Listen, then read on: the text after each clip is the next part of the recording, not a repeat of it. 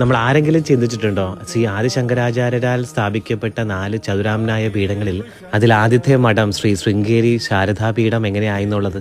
സനാതനധർമ്മവും അദ്വൈത വേദാന്തവും അദ്വൈത സിദ്ധാന്തവും സംരക്ഷിക്കുന്നതിനായി ശ്രീ ആദിശങ്കരൻ വിഭാണ്ഡക മഹർഷിയുടെ ആശ്രമത്തിലെത്തിയപ്പോൾ തുംഗാനദിയുടെ തീരത്ത് കണ്ട കാഴ്ച ആദിശങ്കരനെ അത്ഭുതപ്പെടുത്തി. ജന്മശത്രുക്കളായിട്ടുള്ള ഒരു നാഗം ഒരു ഗർഭിണിയായിട്ടുള്ള തവളയെ സംരക്ഷിക്കുന്ന കാഴ്ചയാണ് കണ്ടത്. ജന്മശത്രുക്കൾ പോലും മിത്രങ്ങളായി വസിക്കുന്ന ഈ സ്ഥലത്ത് അത്രയും ഈശ്വരീയ ചൈതന്യം കൂടുതലാണെന്ന് മനസ്സിലാക്കിയ ശ്രീ ആദിശങ്കരൻ ചതുരാംനായ പീഠത്തിലെ ആദ്യ പീഠം ദക്ഷിണാംനായമായ ശ്രീ ശാരദാ പീഠം ഇവിടെ സ്ഥാപിക്കുകയുണ്ടായി. കർണാടകയിലെ ചിക്കമംഗ്ലൂർ ജില്ലയിലെ ശൃംഗേരിയിൽ സ്ഥിതി ചെയ്യുന്ന ഈ മഠം 4 ചതുരാംനായ പീഠങ്ങളിൽ ദക്ഷിണാംനായ പീഠമാണ്. ഈ ക്ഷേത്രത്തിന്റെ അകത്തിരുന്ന് കുറച്ചു നേരം ധ്യാനാവസ്ഥയിൽ മുഴുകുമ്പോൾ സർവ്വവ്യാപിയായിട്ടുള്ള ഈശ്വരിയെ അനുഭവിച്ചറിയാൻ നമുക്ക് സാധിക്കും.